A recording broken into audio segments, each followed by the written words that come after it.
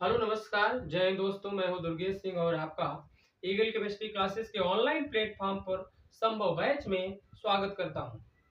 हम लोग संभव बैच में सॉलिड स्टेट स्टार्ट किए हैं।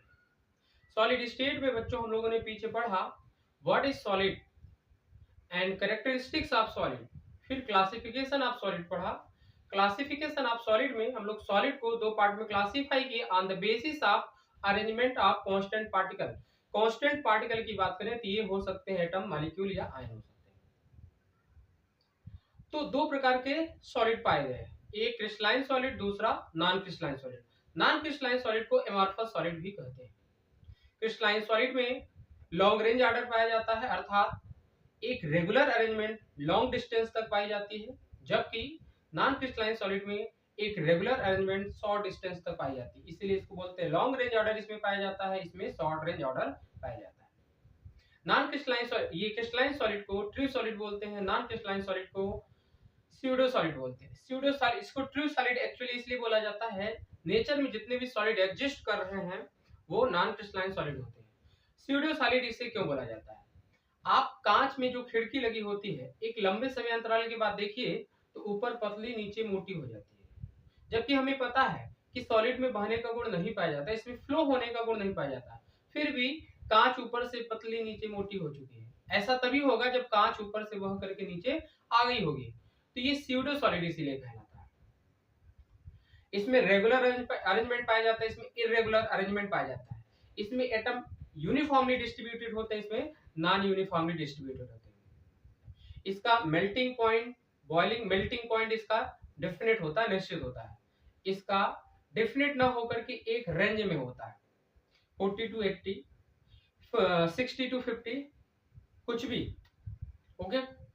और ये नॉन क्रिस्टलाइन सॉलिड को हम लोग सुपर कोल्ड लिक्विड बोलते हैं। सुपर कोल्ड लिक्विड क्यों बोला जाता है? हम लोग अगर किसी क्रिस्टलाइन सॉलिड को हीट करें, हीट करने के बाद रैपिड उसे कूल कर दें, हीट करने के बाद रैपिड उसे कूल कर दें, तो होता क्या है, ये क्रिस्टलाइन सॉलिड जो होता है एमॉर्फस सॉलिड में कन्वर्ट हो जाता है। तो सुपर कोल्ड मतलब बड़ी तेजी से कोल्ड अगर किया जाए नॉन क्रिस्टलाइन सॉलिड को हीट करके, तो वो किस में कन्वर्ट हो जाता है? एमॉर्फस सॉलिड या नॉन क्रिस्टलाइन सॉलिड। इसी वजह से हम लोग एमॉर्फस या नॉन क्रिस्टलाइन सॉलिड को सुपर कोल्ड लिक्विड भी कहते हैं। बात समझ में आया? अच्छा, ये एनिसोट्रॉपिक होता है, ये आइसोट्रॉपिक होता है। क्रिस्टलाइन सॉलिड नेचर में एनिसोट्रॉपिक होते हैं और नॉन क्रिस्टलाइन सॉलिड नेचर में आइसोट्रॉपिक होते हैं। एनिसो का मतलब होता है different property in different direction, मतलब अलग अलग डायरेक्शन में चलिए अगर आपको प्रॉपर्टी अलग अलग मिल रही है, कुछ फिजिकल प्रॉपर्टी, तो आपका वो नेचर क्या होगा? एनिसोट्रॉपिक नेचर होगा। अगर हम लोग डिफरेंट डायरेक्शन में चले बट डिफरेंट प्रॉपर्टी न मिलकर के सेम प्रॉपर्टी प्राप्त हो, तो वो होगा आइसोट्रॉपिक। तो आइसोट्रॉपिक का मतलब same property in different direction. आप डिफरेंट डायरेक्शन में चलिए और अगर आपको सेम प्रॉपर्टी मिल रही है, तो जो सॉलिड होगा उस सॉलिड में किस प्रकार का नेचर पाया जाएगा? आइसोट्रॉपिक हो जाएगा। आई थिंक समझ में आया होगा। चलिए हम लोग इसकी बात पढ़े थे, classification of crystalline solid. Classification of crystalline solid, crystalline solid को हम लोग चार पार्ट में क्लासिफाई किए थे on the basis of constant particle and force acting between them. On the basis of constant particle and force acting between them, it can be classified into four types. First, metallic solid. Second, molecular solid. Third, ionic solid. And fourth क्या था? Covalent solid या network solid. Metallic solid के बारे में हम लोग पढ़ चुके थे। मेटालिक सॉलिड का जो कांस्टेंट पार्टिकल होता है वो कर्नेल होता है और इलेक्ट्रॉन होता है। कर्नेल क्या होता है? मेटल आयन होता है, या आप बोल सकते हैं positive charge ion. Positive charge ion क्या होता है? कर्नेल होता है। और इलेक्ट्रॉन तो जानते हैं, अगर मान लीजिए हम, अच्छा एग्जांपल एक देखे थे इसमें सोडियम का। सोडियम मेटल की बात करें, सोडियम सॉलिड की बात करें, तो सोडियम के वैलेंस में एक इलेक्ट्रॉन होता है और एक इलेक्ट्रॉन लूज करके सोडियम आयन में कन्वर्ट हो जाता है। देखिए सोडियम सॉलिड की बात करें, अगर सोडियम के वैलेंस सेल में एक इलेक्ट्रॉन होता है, सोडियम अपना एक इलेक्ट्रॉन लूज करता है और किस में कन्वर्ट हो जाता है? सोडियम आयन में। इसी को बोला जाता है कर्नेल, इसी को बोलते हैं कर्नेल, इसी को बोलते हैं कर्नेल, और इसको बोलते हैं फ्री इलेक्ट्रॉन। तो ये और ये कर्नेल और फ्री इलेक्ट्रॉन मेटालिक सॉलिड में इलेक्ट्रोस्टैटिक फोर्स ऑफ अट्रैक्शन के थ्रू एक दूसरे से बॉइंड रहते हैं। ऐसे कई सारे कर्नेल और फ्री इलेक्ट्रॉन कंबाइन होकर या बाइंड होकर के एक स्ट्रक्चर, एक सॉलिड का निर्माण करते हैं, जिससे बोलते हैं मेटालिक सॉलिड। मेटालिक सॉलिड की प्रॉपर्टी हम लोग देख चुके थे। अब हम लोग आगे देखते हैं मॉलिक्यूलर सॉलिड। चलिए आइए देखते हैं। आप लोग क्या करिएगा, अपना नोट्स प्रॉपर बनाते जाइएगा। आपको नोट्स में कहीं पर भी कमी नहीं दिखेगी, मैं इतना दावा करता हूं। तो चलिए कॉपी पेन निकाल लीजिए। अगर नहीं आप लेकर बैठे हैं तो कॉपी पेन निकाल के बैठिए और समझिए। यकीन मानिए आपको नहीं समझ में आएगा तो फिर बताइए। चलिए स्टार्ट करते हैं हम लोग। अब हेडिंग डालिएगा आप लोग, मॉलिक्यूलर सॉलिड।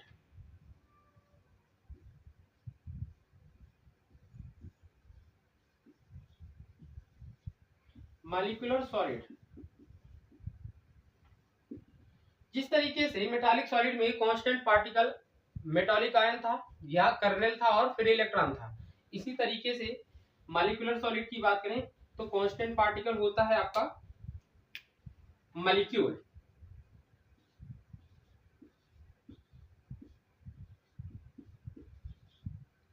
कांस्टेंट पार्टिकल क्या होता है आपका, मॉलिक्यूल हो जाता है। और इनके बीच जो फोर्स एक्ट करता है मॉलिक्यूल मॉलिक्यूल के बीच, वो होता है वान डेर वाल फोर्स। सपोज करिए एक ये मॉलिक्यूल है, दूसरा मॉलिक्यूल ये है, ये ए बी मॉलिक्यूल है, एक मॉलिक्यूल ए बी यहाँ है। अभी एक दूसरे से बाइंड है, तो जिस फोर्स के थ्रू बाइंड होंगे एक दूसरे से, ये इसे बोला जाएगा, इस फोर्स को नाम देते हैं हम लोग van der Waals force. Van der Waals force. Van der Waals force एक वीक फोर्स होता है। अच्छा, वैन डेर वाल फोर्स में कई फोर्स और आते हैं, इसको हम लोग 3-4 कैटेगरी में डिवाइड किए हैं। क्या क्या हो सकता है वैन डेर वाल फोर्स, पहले मैं उसको बता देता हूँ। वैन डेर वाल फोर्स आपका हो सकता है, मैं इधर लिख देता हूँ बच्चों,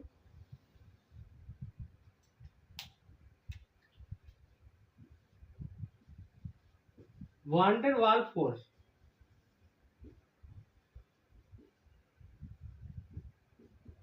आपका पोलर पोलर पोलर पोलर अगर इंटरेक्शन है, इंटरेक्शन को आप फोर्स भी बोल सकते हैं, polar polar interaction or force, तो ये वैन डेर वाल फोर्स के अंतर्गत आता है। दूसरा नॉन पोलर या polar polar non polar interaction हो, नॉन पोलर इंटरेक्शन हो, नॉन पोलर इंटरेक्शन हो सकता है, या हो सकता है हाइड्रोजन बॉन्डेड,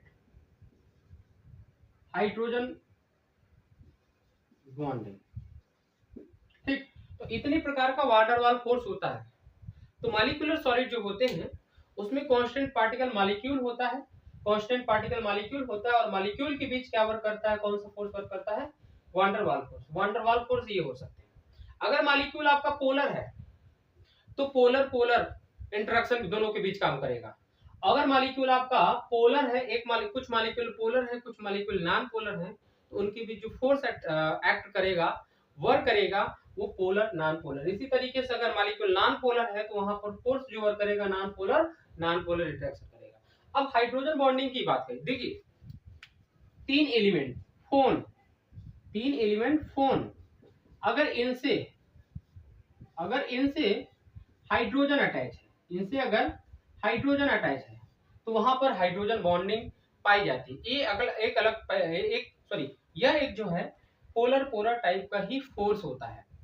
ओके, समझ में आया। चलिए अब मैं बात करता हूं मॉलिक्यूलर सॉलिड के क्लासिफिकेशन की। एक्चुअली मॉलिक्यूलर सॉलिड में मॉलिक्यूल जो होता है वो पोलर हो सकता है, नॉन पोलर हो सकता है। उसके बेसिस पर इसे हम लोग 2 पार्ट में क्लासिफाई करते हैं। तो molecular solid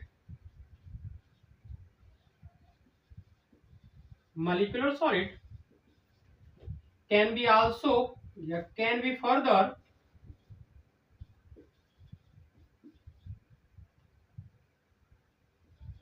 further classified in two types on the basis of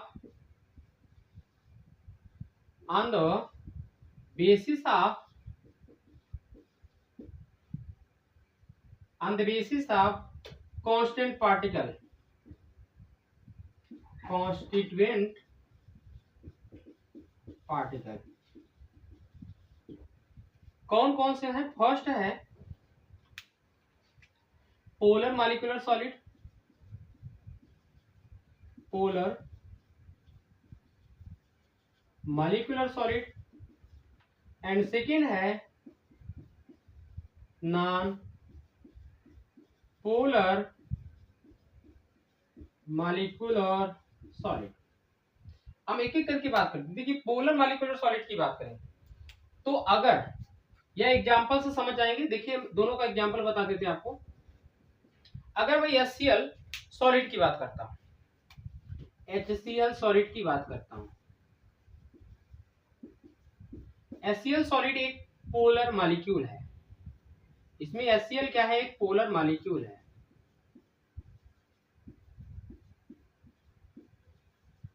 polar molecule है। देखिए इनके बीच किस प्रकार का फोर्स एक्ट करेगा। एक HCl मॉलिक्यूल यहां पर है, दूसरा HCl मॉलिक्यूल यहां पर है। ठीक, मैं इसको इस तरीके से बंद कर देता हूं। अब HCl में इसके ऊपर डेल नेगेटिव होता है, इसके ऊपर डेल पॉजिटिव होता है। यहां पर भी इसके ऊपर डेल नेगेटिव होता है, इसके ऊपर डेल पॉजिटिव होता है। एक कोवेलेंट कंपाउंड है और ये कैसा मॉलिक्यूल है? एक यहां पर पोलर मॉलिक्यूल है। अब यहां पर इनके बीच लगेगा एक इंटरेक्शन, एक फोर्स लगेगा, वान डेर वाल फोर्स होगा। लेकिन वान डेर वाल फोर्स में भी किस प्रकार का? पोलर। एक्चुअली ये पोलर है, ये पोलर मॉलिक्यूल है, पोलर मॉलिक्यूल है। और ये भी कैसा मॉलिक्यूल है? पोलर, पोलर मॉलिक्यूल है। ओके, अब पोलर मॉलिक्यूल के बीच जो फोर्स ऑफ अट्रैक्शन कार्य करता है वो होता है polar polar polar polar force of attraction या polar polar interaction, polar polar interaction. Okay, चलिए अब देखिए यहां पर एक मैं HCl सॉलिड को लेकर बताया। अब मैं CO2 सॉलिड की बात करता हूं। CO2 सॉलिड की बात करें तो यह एक नॉन पोलर मॉलिक्यूल है। तो ये सॉलिड किस प्रकार का हो जाएगा आपका? Non polar molecular solid, non polar molecular solid. Okay, अब देखिए किस तरीके से यहाँ फोर्स वर्क करता है। कौन सा फोर्स वर्क करता है? यहां पर मैं एक CO2 इधर ले रहा हूं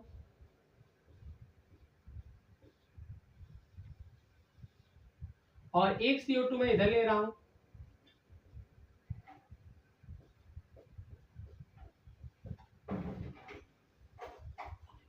अब इसके बीच जो फोर्स ऑफ अट्रैक्शन वर्क करेगा वो करेगा। अब एक्चुअली ये क्या है? नॉन पोलर, और ये भी क्या है आपका? Non polar. तो नॉन पोलर के बीच जो फोर्स ऑफ अट्रैक्शन वर्क करता है या एक्ट करता है इसे बोलते हैं non polar interaction, non polar interaction. Okay, तो इस तरीके से आपके मॉलिक्यूलर सॉलिड होते हैं। तो आपको देखिए क्वेश्चन क्या बोलेगा कि आपको दे देगा 4 एग्जांपल, 4 कंपाउंड या 4 मॉलिक्यूल बोल देगा। इसमें विच of the compound in which of the compound is polar molecular solid या मेटालिक सॉलिड, या जितने भी ये 4 प्रकार के सॉलिड होते हैं इसमें से किसी एक को पूछ लेगा। इसमें से बताएं कौन मेटालिक सॉलिड है या कौन आयनिक सॉलिड है। तो आपको क्वेश्चन जब कराएंगे तो बिल्कुल एकदम समझ में आ जाएगा। चलिए अब ये था मॉलिक्यूलर सॉलिड। मॉलिक्यूलर सॉलिड के बाद अगला सॉलिड है आयनिक सॉलिड। चलिए देखते हैं आयनिक सॉलिड क्या होता है।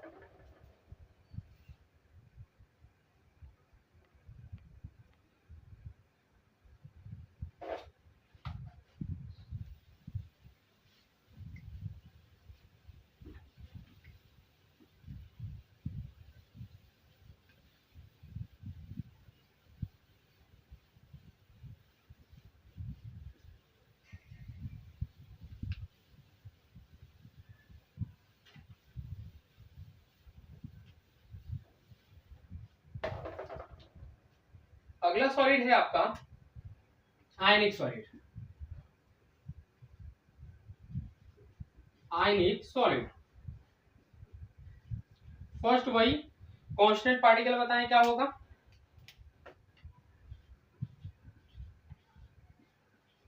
Constituent particle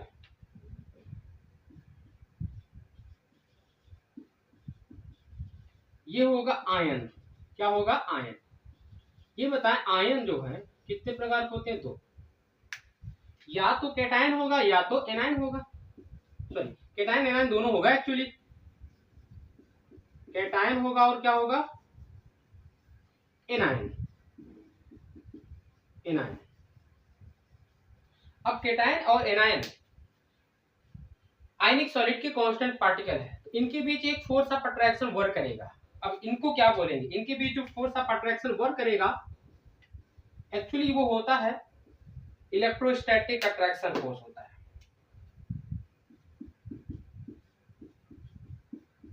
electrostatic force of attraction होगा। Okay, electrostatic force of attraction होगा। अब देखिए ये कैटायन और क्या है? ये एनायन, इनके बीच किस प्रकार का फोर्स वर्क कर रहा है? Electrostatic force of attraction. तो आप ये बताओ इलेक्ट्रोस्टैटिक फोर्स ऑफ अट्रैक्शन जो होता है काफी स्ट्रॉन्ग फोर्स होता है। तो अगर मैं आयनिक सॉलिड की कैरेक्टरिस्टिक्स की बात करूं, किसकी? कैरेक्टरिस्टिक्स ऑफ आयनिक सॉलिड की बात करूं, कैरेक्टरिस्टिक्स ऑफ आयनिक सॉलिड, तो इनका फर्स्ट पॉइंट अगर देखें तो इनके कांस्टेंट पार्टिकल क्या होते हैं? कॉन्स्टिट्यूएंट पार्टिकल क्या होता है बताएं? आयन। आयन में भी कौन कौन? Cation and anion. Cation and anion. Okay, दूसरा पॉइंट इनका मेल्टिंग पॉइंट क्या होता है? हाई होता है। मेल्टिंग पॉइंट क्या होता है? हाई होता है। दे आर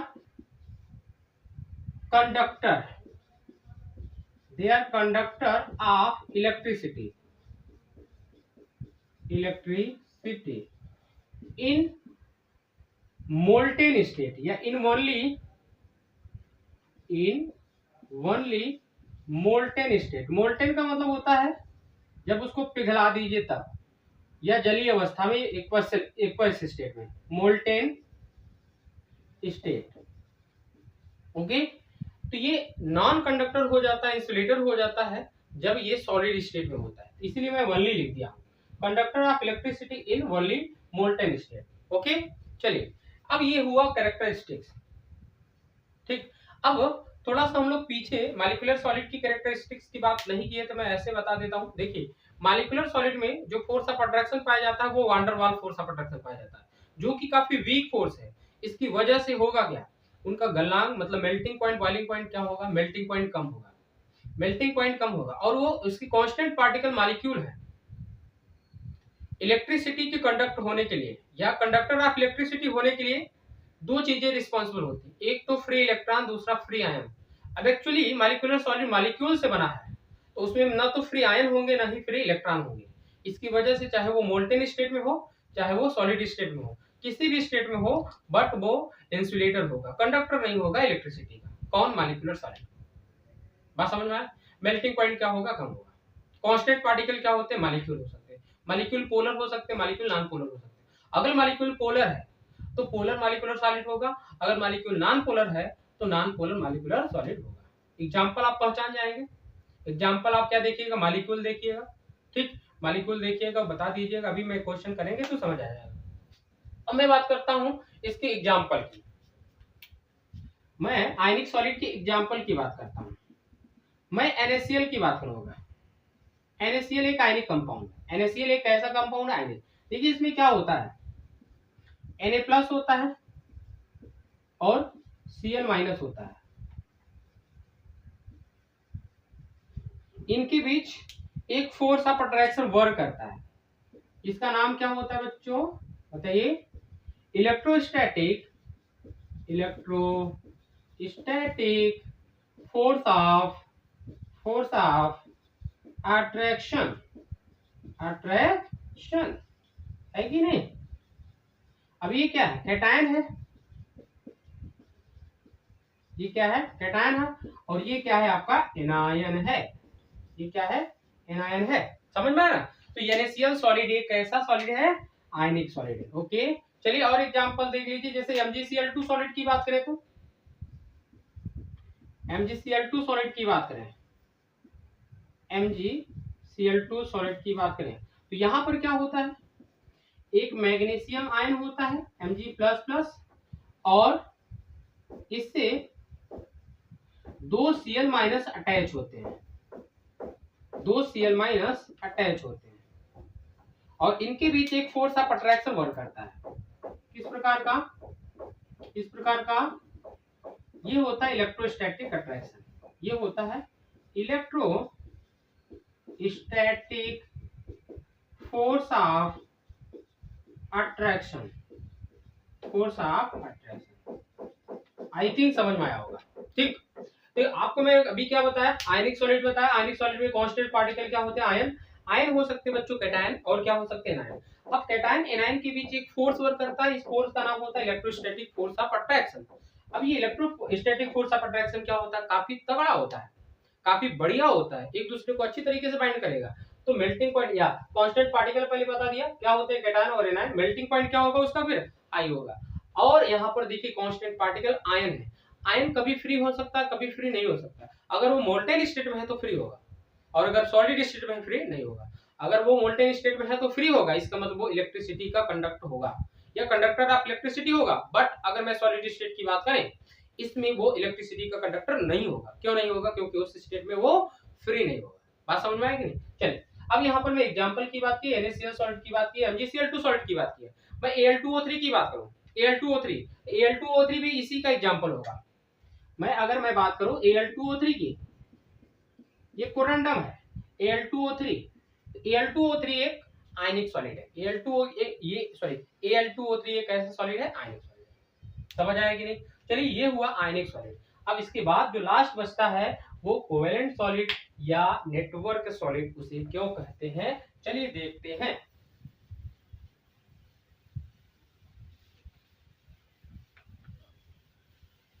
मन लगा के बच्चों पढ़ो, नींद नहीं आए, वीडियो देखते देखते सो गए हो, उठ जाओ तुरंत, उठ करके थोड़ा सा मुंह हाथ धो के पढ़ो फिर से। चलो, क्या है, कोवेलेंट सॉलिड की बात करने जा रहे हैं बच्चों। क्या है कोवेलेंट सॉलिड, चलो देखते हैं।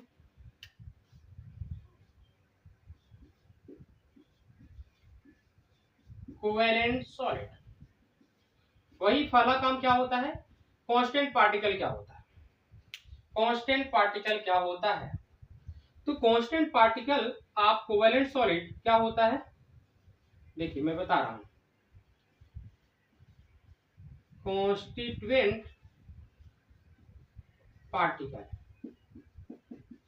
कांस्टेंट पार्टिकल यहां होते हैं non metallic atom, non metallic atom. कैसे एटम होंगे, नॉन मेटालिक एटम। ओके, अब देखिए मैं दो नॉन मेटालिक एटम ले लेता हूं, एक एटम ये है, एक एटम ए है, दूसरा एटम बी है। अब ये नॉन मेटल है, ये दोनों ही कैसे हैं, नॉन मेटल है। भाई यहां पर भी तो कोई फोर्स ऑफ अट्रैक्शन पाया जाएगा ना, जिस तरीके से आयनिक में इलेक्ट्रोस्टैटिक फोर्स ऑफ अट्रैक्शन पाया गया था। यहां पर जो फोर्स ऑफ अट्रैक्शन पाया जाता है उसे हम लोग बोलते हैं कोवेलेंट बॉन्ड। बॉन्ड आपको मैं बता चुका हूं कि एक प्रकार का फोर्स होता है, तो यहां पर किस प्रकार का बॉन्ड या फोर्स पाया जाएगा, कोवेलेंट, कोवेलेंट बॉन्ड या फोर्स। ओके, चलिए अब ये कोवेलेंट बॉन्ड की बात करें तो यहां पर क्या होता है, ये आपके जो मॉलिक्यूल सॉरी जो एटम है कांस्टेंट पार्टिकल है, ये कांस्टेंट पार्टिकल एक दूसरे से इतनी जल्दी या इतनी ज्यादा संख्या में जुड़ जाते हैं कि एक लंबी चेन बना देते हैं। अभी मैं एक जानते हैं,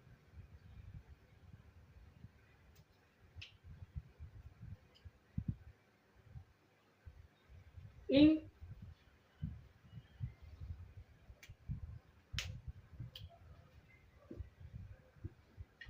covalent solid non-metallic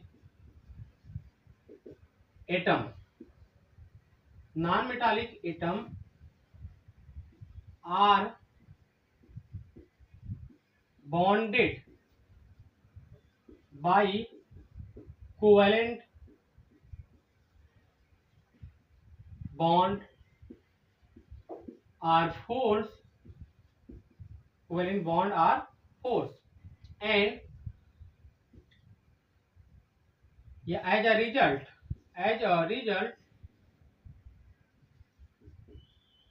they form a network of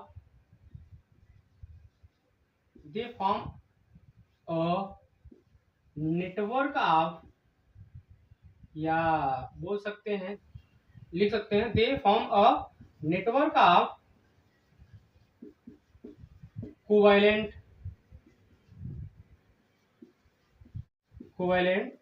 bond. ठीक, अब देखिए वही क्या होगा, due to this covalent solid is also known as, देखिए कोवैलेंट यहाँ network, sorry, they form a network of covalent bond due to which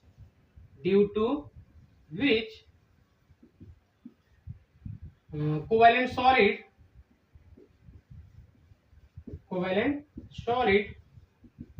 is also known as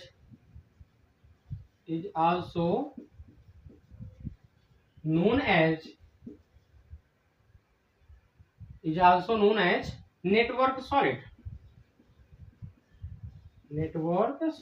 okay, अब देखिए एग्जांपल से समझ जाओगे। जैसे मैं बात करता हूं डायमंड की, बात करें तो इसमें कार्बन होता है। क्या होता है? कार्बन। एक कार्बन से 4 कार्बन अटैच होते हैं, एक ऊपर इस तरीके से। अब इसी तरीके से यहाँ पर भी एक कार्बन से 4 कार्बन कोवैलेंट बॉन्ड के थ्रू जुड़ जाएंगे, तो यहाँ से आपको दिख रही होगी कि एक कोवैलेंट बॉन्ड का जाल बनता जा रहा है। देखिए एक चैन बनती जा रही है इस तरीके से। ऐसे यहाँ पर भी हर एक कार्बन 4 कोवैलेंट बॉन्ड बनाता है, इससे कोवैलेंट बॉन्ड की एक जाल बन जाती है, जिसकी वजह से कोवैलेंट सॉलिड को बोल दिया जाता है नेटवर्क सॉलिड। यहाँ पर देखिए डायमंड। इसी तरीके से मैं ग्रेफाइट की बात करता हूं। ग्रेफाइट की बात करूं तो ग्रेफाइट में देखिए क्या होता है, इस तरीके से होता है। 6 मेंबर की रिंग, एक हेक्सागोनल स्ट्रक्चर प्राप्त होता है इस तरीके से। यहां पर कौन कौन है? कार्बन है, इस तरीके से होती है बच्चों। और इस तरीके से यहां पर भी क्या जुड़े होते हैं? कार्बन। तो यहां पर भी एक नेटवर्क स्ट्रक्चर पाई जाएगी।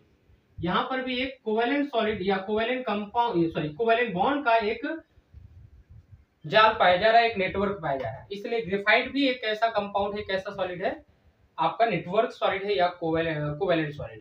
ठीक, अब इनकी मैं कैरेक्टरिस्टिक्स की बात कर लेता हूँ, या इसमें एग्जांपल की बात कर लेता हूँ। एग्जांपल इसमें याद करके रखिए, जैसे SiO2 हुआ, डायमंड ग्रेफाइट SiO2, Bn का मतलब बोरान नाइट्राइड।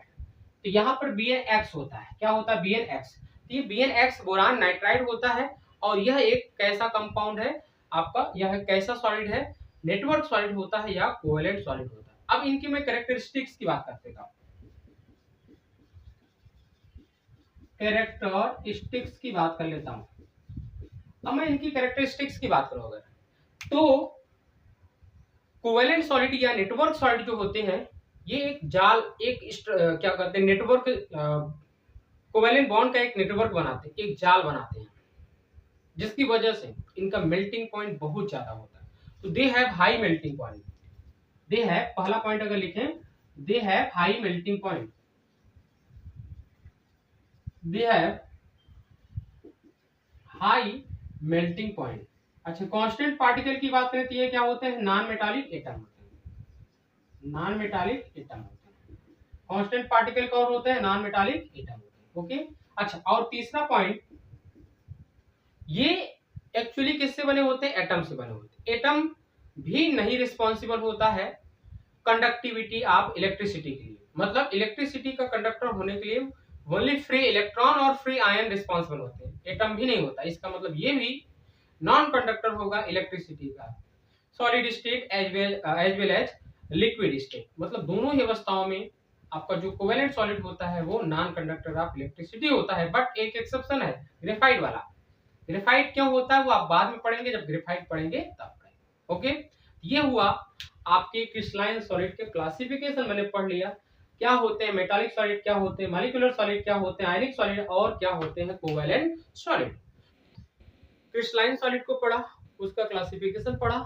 4 प्रकार के क्रिस्टलाइन सॉलिड होते हैं, metallic, ionic, covalent and molecular solid. सभी को बारी बारी से पढ़ लिया। अब उस पर बेस्ड किस प्रकार के क्वेश्चन आते हैं आइए देख लेते हैं। देखिए आपको क्वेश्चन इस तरीके से दिया रहेगा, क्या बोलेगा, which of the following solid are ionic solid. आपको आयनिक सॉलिड के बारे में पूछ लेगा, 4 ऑप्शन देगा। 4 ऑप्शन में बोलेगा इसमें बताएं कौन आयनिक सॉलिड है, या कौन मॉलिक्यूलर सॉलिड है, या कौन आयनिक सॉलिड है। तो देखिए मैं आपको पहले बता देता हूँ, अगर आप आयनिक देखें, आयनिक सॉलिड की बात कर रहे हैं तो वहां देखिए आयन है कि नहीं। अगर आयन है तो 100% आयनिक सॉलिड होगा, बात समझ में आया। दूसरा मेटालिक सॉलिड, मेटल देखते ही समझ जाओ मेटालिक सॉलिड है। कोवेलेंट सॉलिड और मॉलिक्यूलर सॉलिड में कंफ्यूजन होता है। कोवेलेंट सॉलिड के एग्जांपल आप याद कर लीजिए, उसके बाद जो बचेंगे ज्यादा नहीं है कोवेलेंट सॉलिड के एग्जांपल, कुछ ही है, याद कर लीजिए। उसके बाद आप मॉलिक्यूल देखिएगा, तुरंत क्या मानिएगा, मॉलिक्यूलर सॉलिड मानिएगा। चलिए देखते हैं क्वेश्चन, देखिए which of the following solid are ionic solid. एक एक करके हम लोग देखते हैं।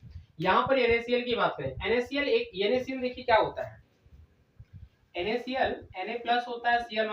NaCl एक आयनिक कंपाउंड हुआ, क्यों? क्योंकि यहाँ पर एक एडायन और एक एनायन, इनके बीच इलेक्ट्रोस्टैटिक अट्रैक्शन फोर्स पाया जाएगा। MgCl2 की बात करें, यह भी एक आयनिक सॉलिड है, क्यों?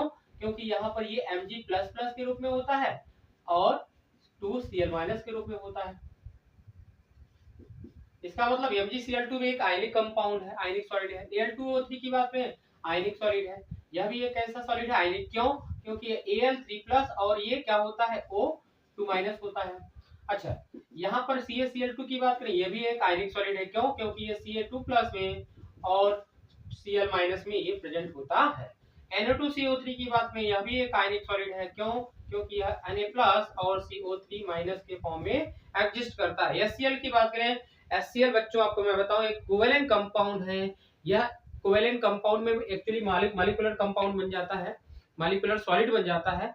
तो मॉलिक्यूलर सॉलिड है ये, न कि ये आयनिक सॉलिड है। आपको लग रहा होगा ये H+Cl- में सब टूट जाता है, तो आप बता दीजिए इसे कि यह आयनिक सॉलिड है, अदरवाइज बच्चों ये गलत है, आयनिक सॉलिड नहीं है ये, यह एक मॉलिक्यूलर सॉलिड है। ठीक, CO2 की बात करें, CO2 एक नॉन पोलर मॉलिक्यूल है, कोवेलेंट बॉन्ड पाया जाता है।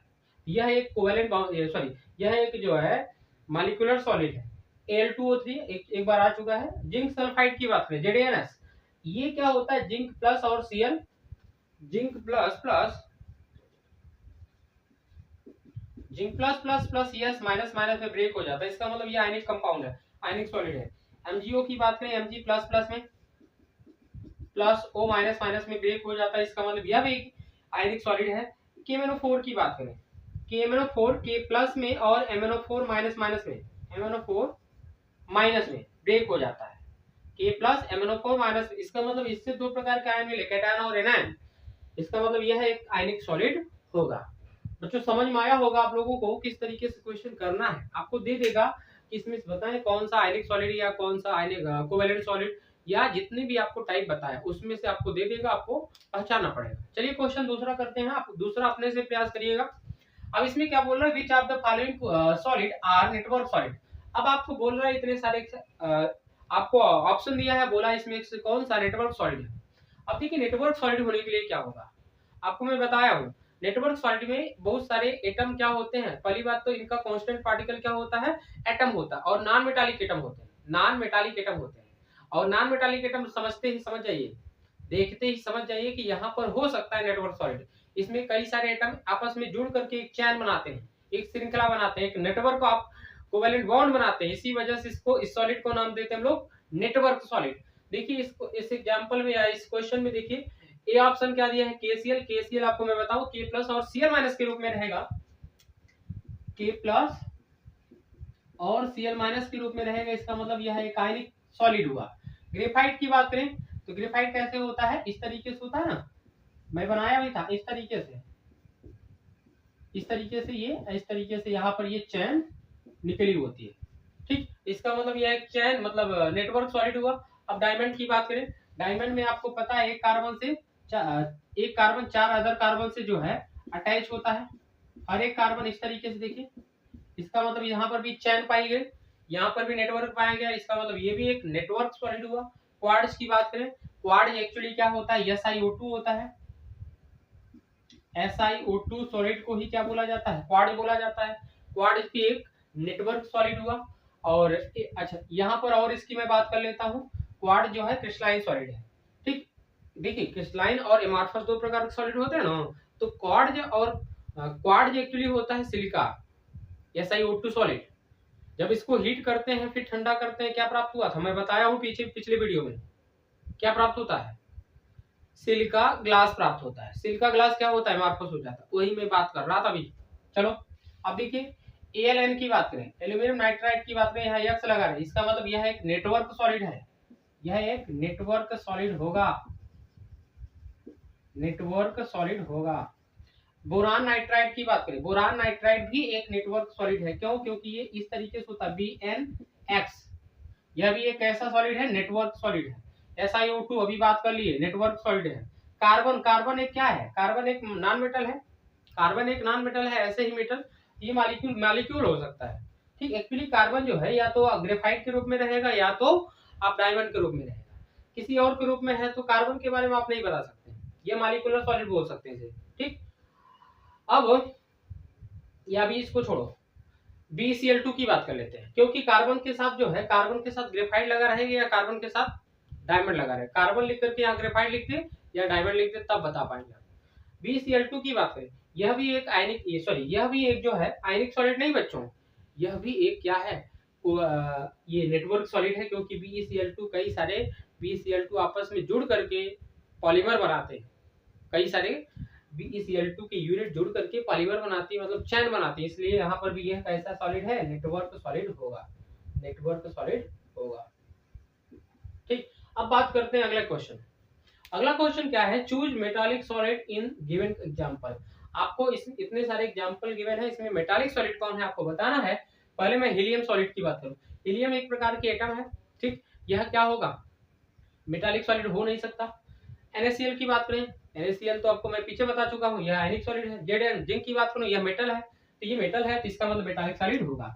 क्यों, मेटालिक सॉलिड वही होंगे जो मेटल होंगे, क्या होंगे, मेटल। अब मेटल देखिए तो वो मेटल मेटालिक सॉलिड में ही आएगा, तो जिंक मेटल है, इसका मतलब मेटालिक सॉलिड है।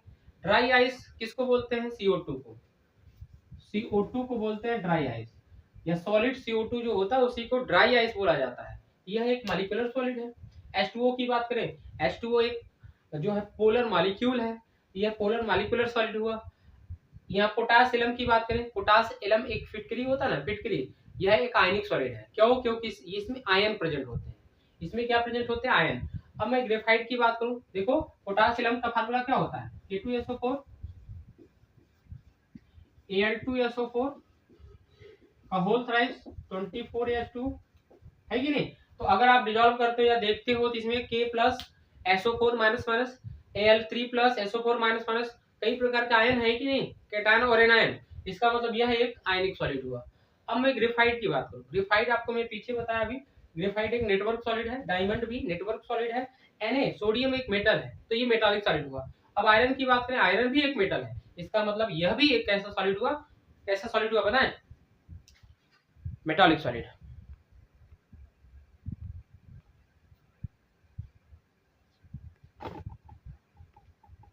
और हम लोग देखिए पहला क्वेश्चन क्या है इसमें, पहला क्या, तीसरा चौथा क्वेश्चन बच्चों, which of the following solid are molecular solid, आपको मॉलिक्यूलर सॉलिड पहचानना है। चलिए इसमें देखते हैं, मैं CO2 की बात करूं, यह एक नॉन पोलर सॉलिड होता है, सॉरी नॉन पोलर मॉलिक्यूल है, इसलिए नॉन पोलर यह सॉलिड है, यह एक नॉन पोलर सॉलिड होगा, नॉन पोलर मॉलिक्यूलर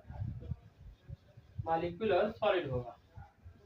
HCl की बात करें, यह एक पोलर मॉलिक्यूल है, इसलिए इसे हम लोग बोलेंगे polar molecular solid. Polar molecular solid. अगर मैं CH4 की बात करें, यह एक मॉलिक्यूल है और नॉन पोलर है, तो यह एक नॉन पोलर मॉलिक्यूलर सॉलिड होगा। नॉन पोलर मॉलिक्यूलर सॉलिड होगा। सोडियम की बात करें, यह एक मेटल है, तो यह एक मेटालिक सॉलिड होगा। मेटालिक सॉलिड होगा। क्वार्ट्ज की बात करें, यह एक नेटवर्क सॉलिड है। नेटवर्क सॉलिड है। एक्चुअली यह क्या है, SiO2 ही होता है, सिलिका सॉलिड। SiO2 सॉलिड को ही क्वार्ट्ज बोला जाता है। सिलिका को भी यही बोला जाता है। यह एक नेटवर्क सॉलिड है। ग्रेफाइट भी एक नेटवर्क सॉलिड है। यहाँ सिलिका, ये सॉलिड कैम्फर। सॉलिड कैम्फर एक ऑर्गेनिक कंपाउंड है। इसका फार्मूला होता है C10H12O। C10H12O। C10H12O। ठीक, इसमें कीटोन ग्रुप होता है।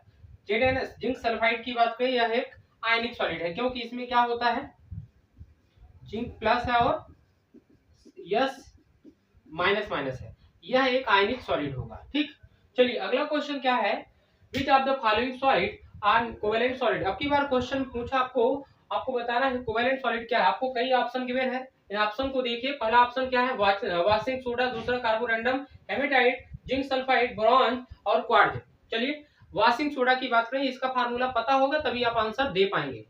तो वाशिंग सोडा का बताएं, वाशिंग सोडा कई बार आप पढ़े हो, Na2CO3। क्या होता है फार्मूला, Na2CO3।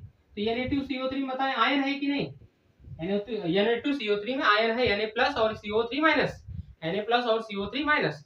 तो यहाँ पर क्या है, Na, अगर इसको आप आयंस में ब्रेक करेंगे तो आपको मिलेगा Na प्लस और CO3 माइनस माइनस, ये आपको आयन मिल गया, इसका मतलब ये आयनिक सॉलिड है। कार्बोरंडम का फार्मूला पता होगा तभी आप कर पाएंगे। चलिए फार्मूला देखते हैं क्या होता है, SiC। सिलिका कार्बाइड जो होता है ना, सिलिका कार्बाइड, इसी को बोला जाता है कार्बोरंडम। यह एक कोवेलेंट सॉलिड है। यह एक कैसा सॉलिड होता है, कोवेलेंट या नेटवर्क सॉलिड होता है। तो यह ऑप्शन क्या हो जाएगा, सही हो जाएगा, या ये कोवेलेंट सॉलिड है, कोवेलेंट सॉलिड है। अच्छा, हेमेटाइट। हेमेटाइट आपको पता है लोहे का एक अयस्क होता है, लोहे का एक ओर होता है। क्या होता है फार्मूला बताएं, Fe2O3। Haematite magnetite. तो हेमेटाइट क्या होता है, Fe2O3 होता है। यह एक आयनिक सॉलिड है। ठीक, अगर मैं जिंक सल्फाइड की बात करें, यह एक क्या है, आयनिक सॉलिड है। यह भी एक ऐसा सॉलिड है, आयनिक सॉलिड है। ब्रॉन्ज की बात करें, ब्रॉन्ज एक्चुअली क्या होता है, मेटलॉइड होता है, दो मेटल का कॉम्बिनेशन होता है। तो यह भी एक ऐसा सॉलिड हो जाएगा, मेटालिक सॉलिड हो जाएगा। कैसा हो जाएगा, मेटालिक सॉलिड हो जाएगा। अच्छा, क्वार्ट्ज की बात करें, आपको पता है यह एक यह एक नेटवर्क सॉलिड है। नेटवर्क मतलब कोवेलेंट सॉलिड है। नेटवर्क मतलब कोवेलेंट सॉलिड है। ठीक, तो ये आपको समझ में आया क्वेश्चन। चलिए अगला क्वेश्चन क्या है, आपकी बात बोल रहा है नेम्ड टाइप ऑफ क्रिस्टल। आपको कई सारे एग्जांपल दिए हैं और इन सारे एग्जांपल में आपको बताना है इनका नाम। आइस के बारे में बताना है कि आइस किस प्रकार का क्रिस्टल है। आइस को आपको पता है यह एक मॉलिक्यूल है, यह एक मॉलिक्यूलर सॉलिड है। अगर मैं KCl की बात करूं, यह एक आयनिक सॉलिड है, क्योंकि KCl में K प्लस और Cl माइनस दो आयन प्रेजेंट है। अगर मैं सिलिका ग्लास की बात करूं, सिलिका ग्लास क्वार्ट्ज अलग अलग है। मैं बताया था सिलिका को अगर क्वार्ट्ज को अगर हम हीट करें, हीट करने के बाद रैपिड कूल कर दे, मतलब डायरेक्ट कूल कर दे अचानक, तो आपका क्वार्ट्ज किसमें परिवर्तित हो जाता है, सिलिका ग्लास में। सिलिका ग्लास क्या होता है, यह एक एमॉर्फस सॉलिड बन जाता है। पहले क्रिस्टलाइन सॉलिड था, बाद में एमॉर्फस सॉलिड में कन्वर्ट हो गया। तो यह एक क्या हो जाएगा, एमॉर्फस सॉलिड हो जाएगा। तो आप यहाँ लिख देंगे सामने, क्या यह एक कैसा सॉलिड है, एमॉर्फस सॉलिड। ठीक, अब रबर की बात करें, रबर भी एक कैसा सॉलिड है, एमॉर्फस सॉलिड है। HCl की बात करें, HCl सॉलिड एक कोवेलेंट सॉलिड है, सॉरी यह एक मॉलिक्यूलर सॉलिड है। MgCl2 की बात करें, आयनिक सॉलिड है। क्वार्ट्ज की बात करें, कई बार बात हो चुकी है, यह नेटवर्क सॉलिड या कोवेलेंट सॉलिड है। इस तरीके क्वेश्चन यहाँ पर आएंगे। हाँ, एक प्रकार का क्वेश्चन मैं और बताना चाहता हूँ। आपको कांस्टेंट पार्टिकल की बात किया था ना, आपको मैं बताया था कांस्टेंट पार्टिकल एटम हो सकता है, मॉलिक्यूल हो सकता है या आयन हो सकता है। आपको कोई कंपाउंड देगा, बोलेगा इसमें बताएं कौन सा कांस्टेंट पार्टिकल है। जैसे मैं अमोनिया NH3 गैस की बात करूं, किसकी, NH3 के गैस की बात करूं, तो आप बताओ क्वेश्चन, NH3 गैस में कांस्टेंट पार्टिकल कौन होगा, हाइड्रोजन होगा, नाइट्रोजन होगा या NH3 होगा, या हाइड्रोजन नाइट्रोजन दोनों होगा, बताइए। तो आप सोचिएगा, मैं बता देता हूँ। यहाँ पर NH3 होगा। NH3 जो हो, NH3 मॉलिक्यूल जो है अमोनिया गैस का कांस्टेंट पार्टिकल होगा। दूसरा क्वेश्चन, ड्राई आइस, उसका बताएं कांस्टेंट पार्टिकल क्या होता है। ड्राई आइस पहली बात किसे बोलते हैं, सॉलिड CO2 के ही ड्राई आइस बोला जाता है। तो CO2 में कार्बन है और ऑक्सीजन है, तो क्या इसका कांस्टेंट पार्टिकल कार्बन होगा, ऑक्सीजन होगा या CO2 होगा? बताएं जल्दी से, पॉज करके वीडियो बताएं, मैं बताता हूं आंसर आप। CO2 होगा। समझ में आ रहा है ना? चलो सोडियम मेटल की बात करते हैं। सोडियम मेटल की बात करते हैं, इसमें बताएं कांस्टेंट पार्टिकल इलेक्ट्रॉन होगा, Na+ होगा या सोडियम होगा? बताएं जल्दी, सोडियम होगा। समझ में आया ना? इस तरीके से आपको कांस्टेंट पार्टिकल भी पूछ सकता है, लेकिन ये बहुत ही कम चांस है, रेयर चांस है। बात समझ में आएगी नहीं? इस तरीके क्वेश्चन कर लीजिएगा। ये रेयर चांस होते हैं कि जेई या IIT में आ जाए, हालांकि नीट में आने के चांस होते हैं। जेई में इस तरीके क्वेश्चन सिंपल नहीं पूछता है, वो और तगड़ा खेल खेलता है, समझ गया ना? पकौड़ के पूछता है वो, इस तरीके सिंपल सिर्फ नीट में पूछ सकता है। बात समझ में? और आपको मैं बताऊं बोर्ड के लिए क्या पढ़ना है। बोर्ड के लिए आप लोग क्या पढ़िएगा, सिर्फ अगर बोर्ड को टारगेट करना है तो बोर्ड के लिए आपको पढ़ना है क्रिस्टलाइन सॉलिड और एमॉर्फस सॉलिड, उनके बीच अंतर क्या होते हैं, बस। टाइप में भी थोड़ा थोड़ा पढ़ लीजिएगा, बस हो गया। लेकिन अगर आपको डिटेल में पढ़ना है, IIT जेई देना है या तो नीट देना है, तो आपको पूरा पूरा सिलेबस कवर करके चलना पड़ेगा। चलिए, आप लोग ध्यान दीजिएगा कि नोट्स बना के रखिएगा, क्योंकि आपका फाइनली जब एग्जाम होने वाला होता है तब आपका नोट्स ही आपके लिए फायदेमंद होता है और वही समझ में आता है। नहीं तो ऐसा लगता है कि यार कुछ नहीं पढ़ा है, लेकिन जब आप नोट्स पढ़ते हैं तो आपको तुरंत समझ में आता है कि यार ये तो मैंने पढ़ा है, वो चीजें याद आने लगती हैं। तो आप नोट्स जरूर बना के रखिएगा, यहाँ से या कहीं और से नोट्स प्रॉपर जरूर बना के रखिएगा। ठीक, नोट्स बनाना समझ लीजिए एक अच्छे स्टूडेंट की क्वालिटी होती है। हम भी अभी समझ लीजिए, हम लोग अभी नोट्स बनाते हैं, आपको पढ़ाने के लिए भी नोट्स बनाते हैं, या कहीं पर पढ़ाने जाते हैं वहां नोट्स बनाते हैं। नोट्स बनाना अच्छी आदत होती है, नोट्स बनाने से कई चीजें याद हो जाती है। ठीक, तो नोट्स बनाइए आप लोग। ठीक, चलिए धन्यवाद। हम लोग अब मिलेंगे अगले टॉपिक के साथ अगले वीडियो में। धन्यवाद बच्चों।